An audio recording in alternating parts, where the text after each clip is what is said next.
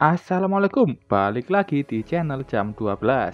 Nerusin alur cerita dari manhwa I Copy Talent atau Your Talent Is Mine yang part ke-6. Buat kalian yang belum menonton part ke-5-nya, aku saranin kalian nonton dulu. Oke, langsung saja masuk ke ceritanya. Yetian mengikuti operasi pembersihan jalur dagang keluarga Lin dan keluarga Mo. Kepala keluarga Lin yang bernama Lin Mingzi menyambut kedatangan semua prajurit bela diri yang akan mengikutinya. Dia mulai berbicara tentang bisnis Lin Hai yang terlalu kecil, sumber daya yang terbatas, sulit untuk kebutuhan semua orang di Lin Hai Base. Jadi keluarga Lin ingin berdagang dengan basis skala menengah. Dan operasi kali ini akan menjadi hal yang sangat penting. Walaupun resikonya sangat besar, tapi jarahan dari operasi akan juga lebih besar dari pemburuan biasanya. Semua prajurit senang mendengar itu. Yetian yang melihat kegerombolan prajurit. Dia melihat adanya Kapten Gelwolf yang ikut operasi. Entah beliau masih ingat dengan Yetian apa enggak. Untuk membuat para prajurit kembali bersemangat, Mingzi mengatakan kalau semua jarahan yang prajurit dapatkan di operasi ini akan menjadi milik prajurit itu sendiri. Apalagi keluarga Lin akan menyiapkan hadiah tambahan. Untuk tingkat prajurit akan mendapatkan 20 darah hewan tingkat menengah dan uang 2 juta. Untuk warrior elite mendapatkan 3 darah beast tingkat atas dan uang 10 juta. Jadi cepatlah daftar dan kalian semua akan mendapatkan manfaat dari pemburuan ini. Semua prajurit bergegas mendaftar. Mereka menuju ke satu batu besar yang katanya bisa mengecek tingkatan kekuatan mereka. Kalau prajurit menyentuh batu itu akan mendeteksi kemampuan bertarung mereka. Yetian mengatakan kalau perkataan Yueling benar tentang tidak usah kerjasama dengan keluarga besar apalagi keluarga Mo. Yetian saat ini di tingkat elit warrior, jadi dia ingin menahan kekuatannya agar tidak timbul masalah. Yetian sudah berada di depan batu itu. Dia meletakkan tangannya dan menahan seluruh kekuatannya sampai batu itu hanya mendeteksi kekuatan Yetian sebagai warrior tingkat atas. Moen sangat kagum melihat adanya anak muda yang di tingkat atas. Begitu juga dengan prajurit lain yang memuji Yetian. Yetian kerepotan, walaupun dia sudah menahan tingkat kultivasinya, itu masih menjadi pusat perhatian banyak orang. Di kelompok Gelwolf, mereka juga memuji Yetian yang masih muda, tapi sudah berada di warrior tingkat atas. Satu temannya menyarankan untuk mengajak Yetian masuk ke tim Gelwolf. Dan kebetulan Yetian menuju ke tempat mereka. Yetian menurunkan hoodie-nya dan menyapa Gelwolf. Melihat wajah Yetian, Gelwolf langsung mengingatnya. Dia tidak menyangka kalau dalam setahun Yetian sudah menjadi warrior tingkat atas. Yetian bertanya apakah dia bisa bergabung dengan tim Gelwolf. Tentu saja Gelwolf menyambut Yetian. Mereka sangat senang karena timnya ada 2 warrior tingkat atas. Kelompok Gelwolf sudah menuju ke lokasi pemburuan mereka. Menurut peta, di sini ada beberapa hewan buas tingkat bawah. Yetian melihat adanya serigala yang mendekat. Gelwolf mengatakan jangan panik, mereka sudah dikepung 5 serigala. Gelwolf menyuruh timnya untuk bersiap-siap. Yetian mengeluarkan senjatanya dan mengatakan, serahkan saja padaku. Mengetahui itu, Gelwolf menyuruhnya untuk bekerja sama. Tapi Yetian masih percaya diri. Dia sudah maju ke arah 2 serigala. Satu serigala sudah berhasil Yetian bunuh. Dia langsung menuju menendang satunya lagi. Dan Yetian melompat menusuk mati serigala itu. Gelwolf memujinya, tapi dia sendiri sudah membunuh 3 serigala lainnya lebih cepat. Yetian dalam hati, ya, aku cuma tidak mau menunjukkan kekuatan asliku. Satu orang di tim itu mengatakan kalau ini sangat aneh. Kenapa serigala ini tidak menunggu tim Gelwolf sampai mereka di lembah dan menyerangnya di sana? Bukannya mereka akan punya kesempatan menang lebih besar. Gelwolf bilang bukannya mereka nggak mau, tapi tidak bisa. Di situ bukan wilayah mereka. Berarti di sana ada hewan yang lebih kuat. Mendengar itu membuatnya khawatir, tapi di tim ini punya 2 warrior tingkat atas dan 3 orang tingkat menengah. Apalagi Gelwolf diberi alat komunikasi dari keluarga Lin, itu digunakan untuk meminta bantuan saat mereka dalam bahaya. Dia sudah kembali tenang dan mereka melanjutkan pemburuan. Gelwolf menyuruh berhenti karena dia mendengar pergerakan di depannya. Yetian melihat ada sesuatu di atas dan di atas mereka sudah ada hewan buas dengan nama kadal api. Bakat apinya tingkat atas. Kadal api itu langsung menembakkan bola api besar ke mereka. Untung saja mereka dengan cepat menghindar. Kadal api itu sudah turun dan berhadapan dengan tim Gelwolf. Dengan percaya diri, 3 teman Gelwolf maju. Mereka yakin bisa mengatasi kadal api itu sendirian. Gelwolf melihat kalau kadal api itu berada di tingkat pemula. Ketiganya sudah maju menyerang.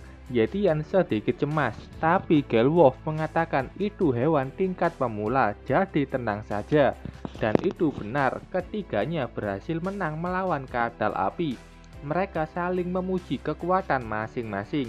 Bahkan katanya itu sangat mudah dan bisa mengatasi kalau ada 2-3 kadal api yang lainnya. Sampai saat itu muncul bola api yang besar. Bola api itu akan menabrak 1 orang. Yetian yang melihat itu dengan cepat menuju ke arah sana dan menyelamatkannya. Itu bola api dengan bakat api yang sama, pasti dari hewan buas yang sama juga. Yetian bilang kalau semua ini belum berakhir. Dan benar saja muncul 3 kadal api yang lebih besar dari sebelumnya. Mungkin ini di tingkat menengah. Dan ketiganya sudah berada di hadapan kelompok Gelwolf. Melihat adanya bahaya, Gelwolf menggunakan alat komunikasi dan meminta bantuan ke base, tapi tidak ada jawaban. Mereka saat ini diabaikan. Gelwolf tidak menyadari kalau dia sudah dimanfaatkan keluarga besar. Dia benar-benar marah, bukan hanya membawa semua anggotanya, saat ini pun mereka dalam bahaya. Gelwolf bilang ke mereka untuk lari secepat mungkin. Sementara dia akan menahan ketiga monster itu. Si botak dan si wanita tidak tega meninggalkan kaptennya. Tapi si cupu ini langsung lari menyelamatkan dirinya. Tidak peduli sama Gelwolf dan pergi meninggalkan lokasi. Gelwolf bilang ke Yetian untuk membawa 2 saudaranya lari. 2 lainnya pun setuju karena mereka tidak mungkin membiarkan Yetian yang punya masa depan cerah berakhir di sini. Yetian berkata, "Jelas, aku akan lari, tapi ke depan." Yetian maju ke depan sambil meningkatkan auranya. Gelwolf mengatakan kalau itu aura seorang warrior elit dan selama ini Yetian menyembunyikannya. Bola api besar sudah menuju ke arah Yetian. Yetian dengan mudah menebas bola api itu menjadi 2. Dia awalnya tidak mau menunjukkan kekuatan aslinya. Tapi kalau dia terus sembunyi, tim Gelwolf akan binasa. Sebenarnya tim Gelwolf dengan kekuatannya bisa lari sendirian, tapi dia memutuskan untuk tinggal agar teman-temannya bisa lari. Kalau Yetian terus menyembunyikan kekuatannya, Yetian bukan manusia. Kalau begitu, apa bedanya Yetian sama keluargamu? Yetian terus menyerang ketiga kadal api itu. Dia menggunakan kecepatannya untuk menghindari 2 bola api dan menebas gedung untuk menghalaunya. Yetian sudah di depan kadal api. Dia menggunakan teknik Dark Shadow Slash. Yetian berhasil membunuh 2 kadal api itu. Melihat bagaimana kekuatan Yetian, membuat Gelwolf yakin kalau Yetian sudah setara dengan petinggi di Lin High Base. Sementara itu di tempat orang yang kabur, dia malah ketangkap 3 serigala dan meminta pertolongan. Tapi Gelwolf bilang jangan pedulikan dia. Dia mau selamat tapi malah lari sendirian. Setelah mengalahkan kadal api, Yetian bertanya apa yang akan tim Gelwolf lakukan setelah ini. Apa kalian mau mengikutiku atau berhenti di sini? Gelwolf memutuskan untuk ikut pergi bersama dengan Yetian. Beberapa saat kemudian, kelompok Gelwolf sudah berada di tempat yang aman. Mereka beristirahat dan merawat luka masing-masing. Gelwolf berterima kasih ke Yetian yang sudah membawa mereka ke tempat aman. Yetian bilang kalau dia akan meneruskan dan menyuruh ketiganya untuk tetap di situ atau pergi duluan. Gelwolf tidak meragukan kekuatan Yetian, tapi dia masih khawatir kalau Yetian pergi sendirian. Tapi Yetian bilang tidak usah khawatir dan pergi sendiri saja dulu. Gelwolf hanya bisa menghentikan dua temannya. Gelwolf tahu kalau mereka ikut Yetian, mereka hanya akan menjadi bebannya. Yetian sendiri sudah berjalan menuju kembali ke tempat para kadal api. Sebelum bertemu keluarga besar dan kejadian rumit lainnya, Yetian harus mengetes kemampuan penyembuhannya dan memastikan seberapa kuat. Yetian meneruskan jalannya sampai menuju ke sarang para kadal api. Dia merasakan getaran di kakinya. Yetian segera melompat ke atas menghindari sesuatu yang muncul. Tapi dia tidak sempat dan mendapatkan bogeman dari monster itu. Yetian kembali fokus. Dia maju sambil menghindari serangan tangan besar itu. Yetian sudah melihat wujud monsternya. Itu besar dan punya tanduk besar juga. Yetian sudah menemukan lawan tandingnya. Yetian senang karena bisa mendapatkan lawan yang sepadan. Saat itu monster itu menembakkan bola api. Yetian tidak bisa menghindar dan hanya menerima bola api itu. Ledakan itu sampai bisa dilihat kelompok Gelwolf dari jauh. Mereka cemas dengan keadaan Yetian di sana. Yetian masih sehat, tapi bajunya sudah menjadi abu. Dia sangat senang musuhnya Raja Kadal Api. Yetian malah ingin memainkan game yang lebih menyenangkan sambil menahan serangan kuat dari Raja Kadal. Gamenya mudah. Yetian akan menahan api itu. Siapa yang pertama?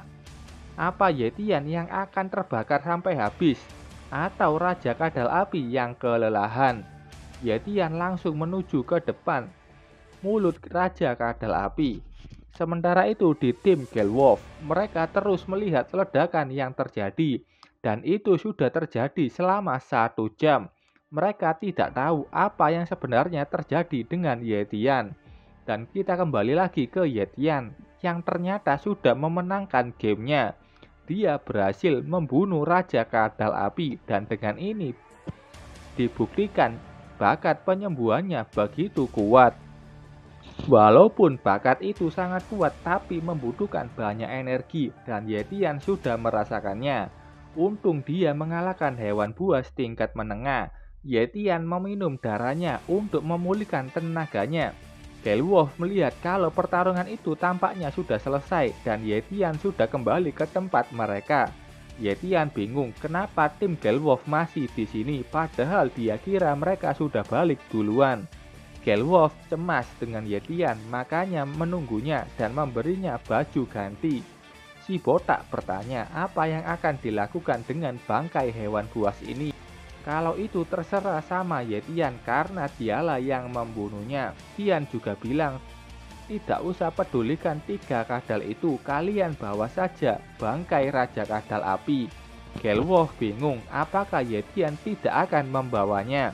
Kata Yetian tidak sambil dia pergi lagi. Saat ditanya mau kemana, Yetian hanya bilang mau ke wilayah God Power End. Yetian sudah dalam perjalanan, dia mengingat perkataan Gelwolf sebelumnya. Katanya operasi ini yang tersulit di God Power End yang ada di sarangnya. Jumlah mereka sangat banyak, bahkan Great Warrior sendiri tidak akan selamat kalau melawan mereka. Yetian sudah sampai di sana.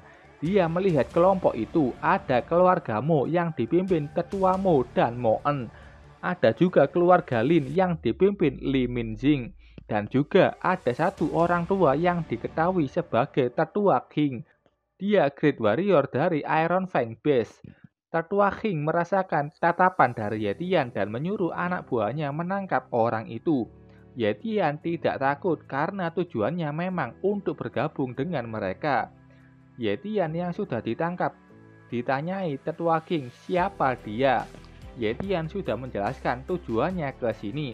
Dia juga ditanyai dari keluarga mana, kenapa kok sendirian. Tapi di kedua keluarga itu tidak ada yang mengenal Yetian. Itu membuat tetua King bingung. Yetian sudah di tingkat elit warrior, tapi tidak ada yang kenal dengannya. Saat itu datang Mingzi yang melihat adanya kesempatan. Dia bilang kalau Yetian dari keluarga Lin.